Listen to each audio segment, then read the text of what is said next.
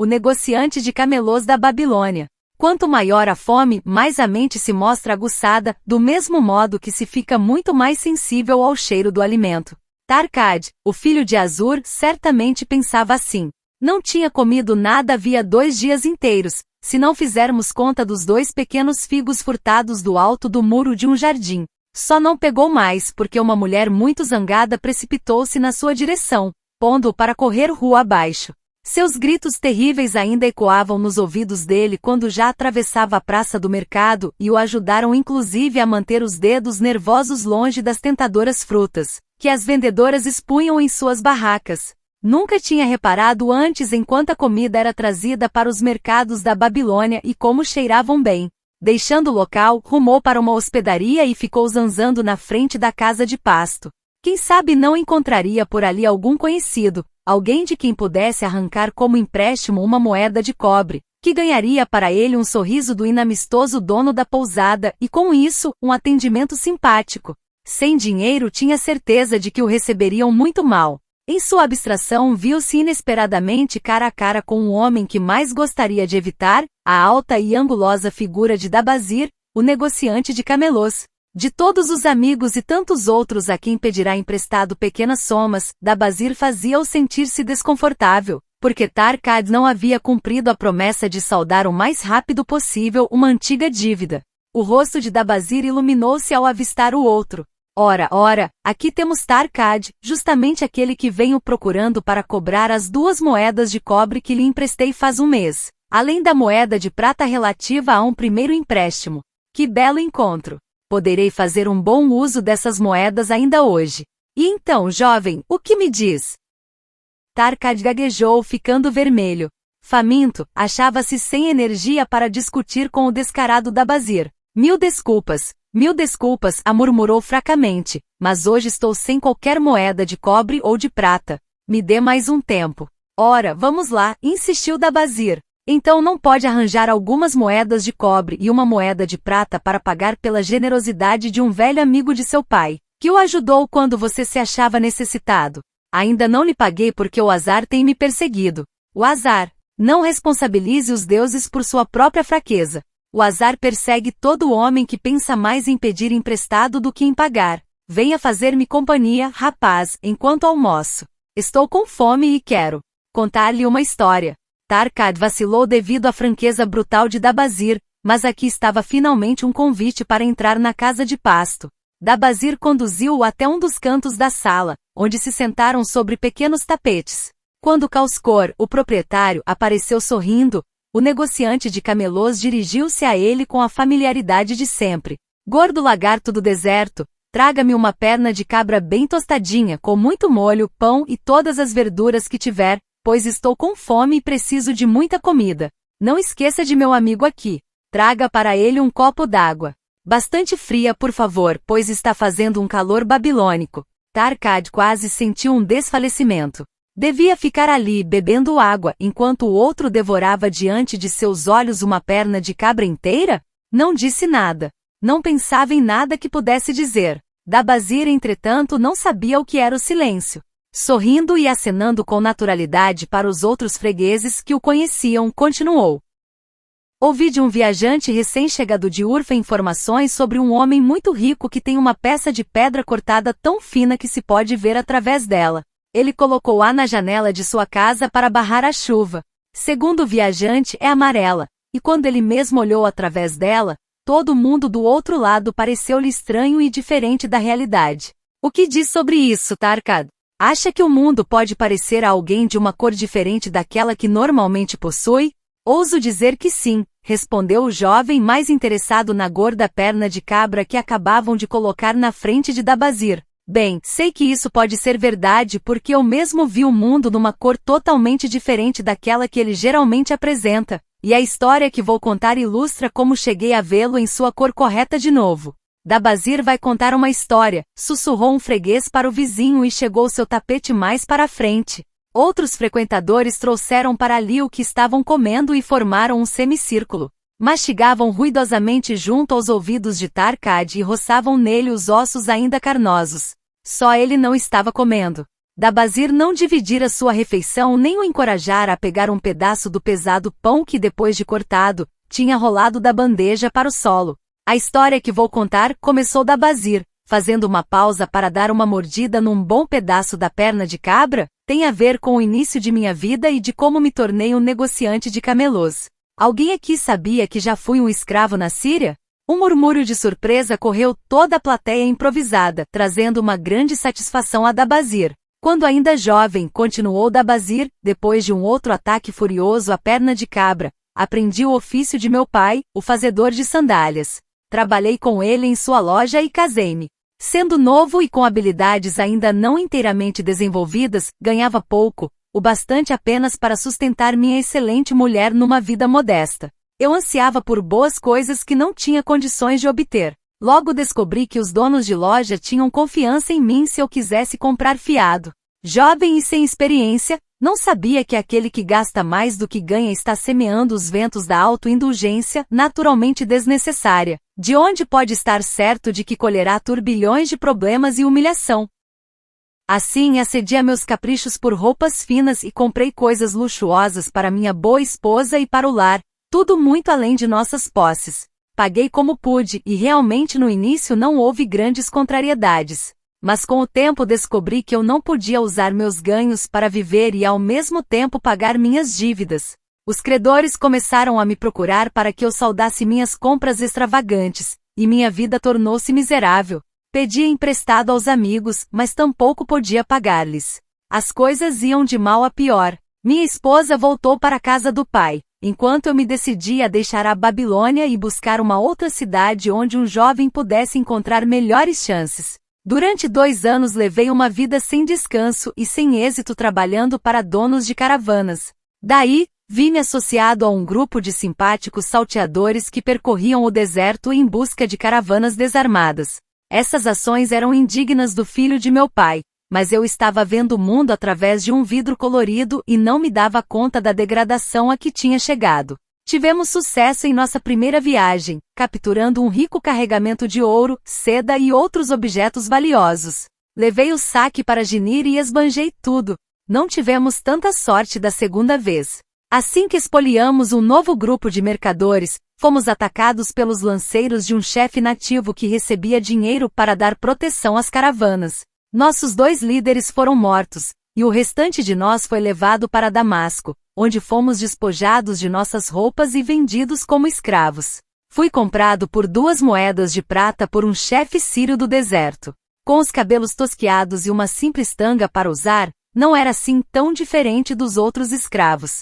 Sendo um jovem imprudente, achava tudo isso uma mera aventura, até que um dia meu amo me levou à presença de suas 4 esposas e disse-lhes que elas podiam, se quisessem, fazer de mim um eunuco. Somente então percebi como minha situação era realmente desesperadora.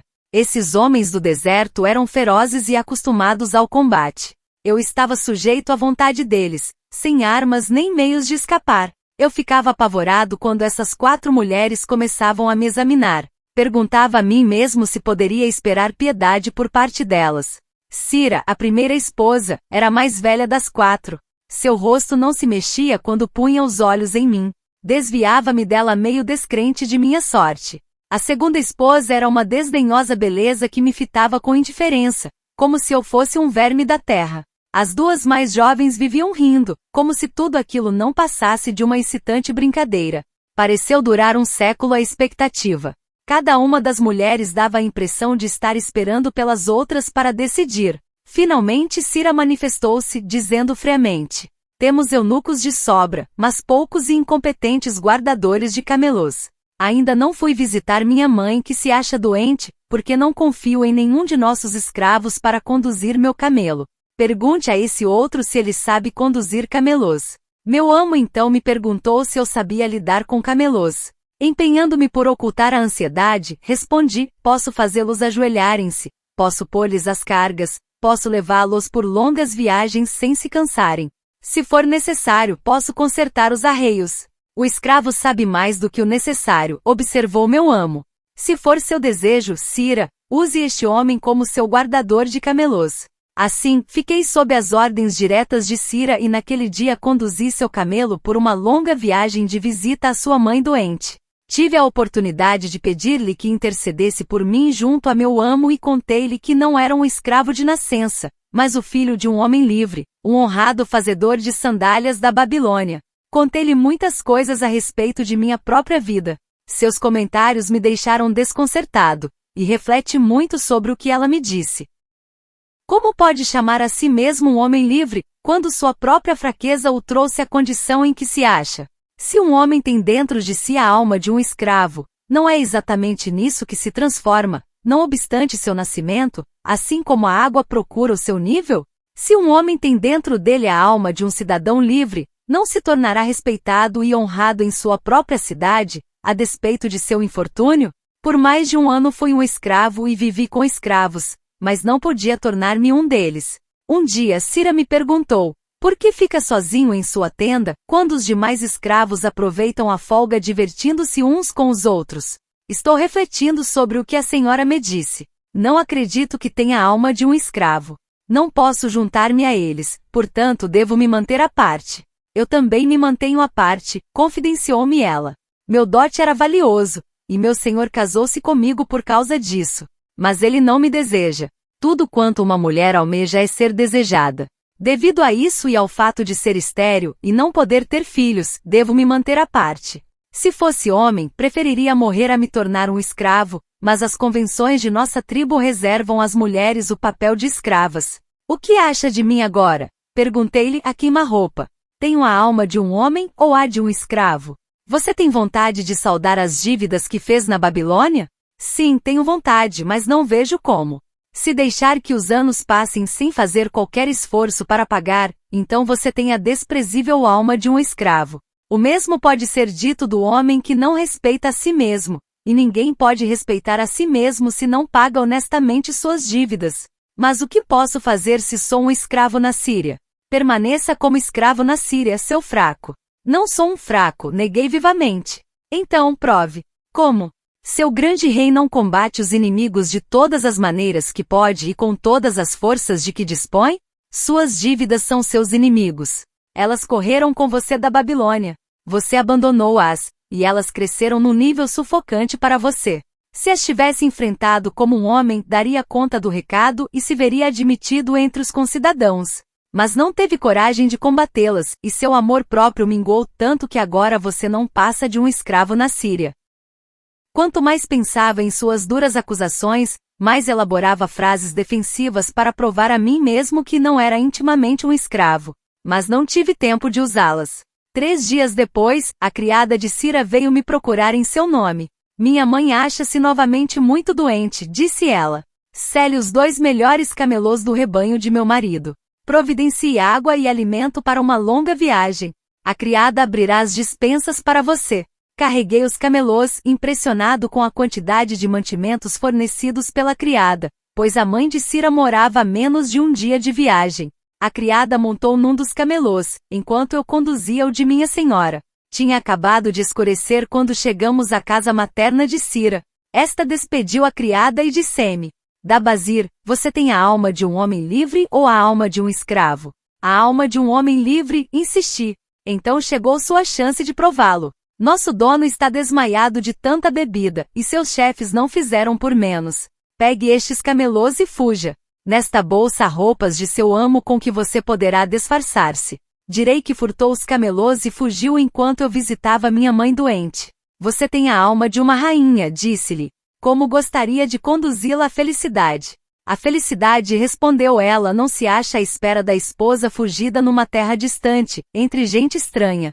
Mas vá, e possam os deuses do deserto protegê-lo, pois o caminho é longo e escasso em alimento ou água. Já não era necessário insistir para que me fosse, mas quis ainda agradecer-lhe, calorosamente, e desapareci na noite.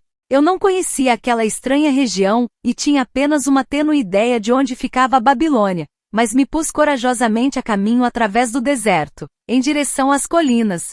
Montava um camelo e trazia o outro amarrado. Viajei durante toda a noite e todo o dia seguinte, impelido pelo conhecimento do terrível destino reservado aos escravos que roubavam os bens de seu amo ou tentavam escapar. Ao cair da tarde alcancei um pequeno povoado tão desabitado quanto o deserto. Pedras afiadas feriam os pés de meus leais camelôs, que logo começaram a andar com lentidão e sofrendo muito. Não encontrei pelo caminho nenhum homem ou animal e pude compreender por que evitavam essa terra inóspita. Era uma dessas viagens de que poucos homens conseguem sair vivos para contar. Arrastávamo-nos dia após dia. Água e alimentos esgotavam-se. O calor do sol era inclemente. No final do 9º dia escorreguei do dorso de minha montaria com a sensação de que estava fraco demais para tornar a montar e de que certamente morreria, perdido nessa região desabitada. Estendi-me completamente no chão e dormi, só acordando com as primeiras luzes da manhã. Soergui-me e olhei à volta. Havia um frescor no ar da manhã. Meus camelôs espojavam-se no chão não muito longe dali. Em derredor, uma imensa região arruinada coberta de pedras, areia e coisas duras, nenhum sinal de água, nada de comer para homem ou camelo. Quem sabe não encontraria o meu fim nessa quietude extrema. Minha mente nunca estivera tão aguçada. Naquele momento, meu corpo não parecia ter qualquer importância. Meus lábios ressequidos e partidos, minha língua seca e inchada, meu estômago vazio, tudo tinha perdido a suprema tortura do dia anterior. Eu olhava à minha frente a desanimadora distância, e novamente veio até minha pergunta: tenho a alma de um escravo ou a alma de um homem livre? Então percebi com clareza que se eu tivesse a alma de um escravo, entregaria os pontos, deixar-me-ia ficar ali deitado no deserto e morreria, o merecido fim para um escravo fugido. Mas e se tivesse a alma de um homem livre? Certamente faria tudo para voltar à Babilônia, pagaria aqueles que tinham confiado em mim, traria felicidade à minha esposa que realmente me amava, e paz de espírito aos meus familiares. Suas dívidas são os seus inimigos que o puseram para correr da Babilônia, tinha dito Cira. Sim, é isso mesmo. Por que me recusará a ficar em meu chão como um homem? Por que permitirá que minha esposa voltasse para a casa do pai? Então aconteceu uma coisa estranha. O mundo todo pareceu de uma cor diferente, como se eu tivesse estado olhando para ele através de uma pedra colorida, subitamente retirada. Via por fim os verdadeiros valores na vida. Morrer no deserto. Não eu. Com a nova visão, dei-me conta das coisas que tinha de fazer. Primeiro voltaria à Babilônia e enfrentaria corajosamente todos os meus credores. Contaria a eles que após anos de perambulações e infortúnio estava de volta para regular todas as minhas dívidas tão rapidamente quanto os deuses me permitissem. Depois daria um verdadeiro lar à minha esposa e me tornaria um cidadão cuja conduta encheria de orgulho meus pais. Minhas dívidas eram os meus inimigos, mas os homens a quem pedirá emprestado eram meus amigos, pois tinham confiado e acreditado em mim. Eu caminhava sem sentir os pés firmes. Que importava a fome? Que importava a sede? Não passavam de incidentes no caminho para a Babilônia. Dentro de mim agitava-se a alma de um homem livre voltando à terra natal para conquistar seus inimigos e recompensar seus amigos. Eu vibrava com a resolução que tinha tomado. Os olhos turvos dos camelôs brilharam ao timbre novo em minha voz rouca. Com grande esforço, depois de muitas tentativas, eles conseguiram sustentar-se sobre as pernas. Perseverantes projetavam-se para frente em direção ao norte, onde algo dentro de mim me dizia que iríamos localizar a Babilônia. Encontramos água. Passamos por uma região mais fértil onde topamos com relva e frutas. Descobrimos a pista para a Babilônia, porque a alma de um homem livre olha a vida como uma série de problemas por resolver e os resolve, enquanto a alma de um escravo não se liberta da eterna lamúria. Que posso fazer se não passo de um escravo? E quanto a você, Tarkad? O estômago vazio não lhe deixou a cabeça mais aguçada? Está pronto para pegar a estrada que pode trazer de volta seu autorrespeito? Já pode ver o mundo em sua verdadeira cor? Não tem o desejo de pagar honestamente suas dívidas, por maiores que sejam, e tornar-se mais uma vez um homem respeitado na Babilônia? Os olhos do jovem ficaram úmidos. Ele se levantou resolutamente. Você me fez ver algo importante. Já sinto vibrar em mim a alma de um homem livre. Mas como se arranjou nos primeiros tempos de seu retorno? Perguntou um ouvinte atento. Onde há determinação, o caminho pode ser encontrado, respondeu Dabazir. Já me achava então determinado a fazer os planos corretos. Primeiro visitei todos os homens a quem devia dinheiro, rogando-lhes indulgência até que eu pudesse ganhar o suficiente para saldar meus débitos. A maioria aceitou de bom grado minha proposta. Vários me insultaram, mas outros renovaram a oferta de ajuda. Um deles, Maton, o emprestador de dinheiro, ofereceu-me o verdadeiro socorro de que eu precisava. Informado de que eu tinha sido um guardador de camelôs na Síria, ele me enviou a Nebatur, o negociante de camelôs, que acabava de ser escolhido pelo nosso bom rei para comprar muitos rebanhos de camelôs saudáveis para uma grande expedição. Assim, pus à disposição de Nebatur todo o meu conhecimento sobre tais animais. Paulatinamente tornei-me capaz de pagar cada moeda de cobre e cada moeda de prata. Pude por fim andar de cabeça erguida, sentindo-me um homem honrado entre os honrados cidadãos desta cidade. Dabazir fez uma pausa olhando para sua comida. Causkor, seu caracol de uma figa, gritou bem alto para ser ouvido na cozinha e a comida está fria. Traga-me mais comida do forno. Sirva uma generosa porção a Tarkad, o filho de meu velho amigo, que está faminto e comerá comigo. Assim terminou a história de Dabazir, o negociante de camelôs da velha Babilônia.